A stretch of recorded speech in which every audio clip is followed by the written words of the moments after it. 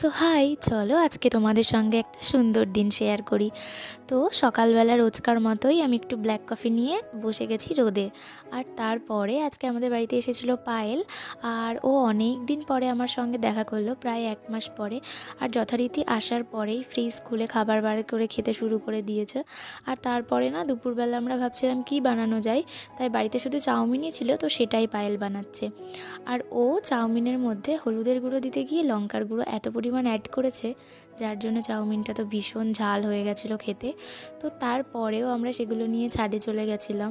ছাদে গিয়ে তো বেশ ছোটোখাটো একটা পিকনিক করার মতন করেই খেলাম। আর চাটা খুব সুন্দর বানিয়েছিল, সেটাই বলছিলাম ওকে। আর তারপরে আমরা যাচ্ছি এখন একটু বাজারে, আমাদের টুকটাক কিছু কাজ আছে। আর আমাদের সঙ্গে পরে অ্যাড হয়েছিল অনিন্দিতা। তো তাই জন্য অনেক গল্প হাসি ঠাট্টা করতে করতে তো গেছিলাম বাজারে। তো বাকিটা নেক্সট পার্টে আসছে।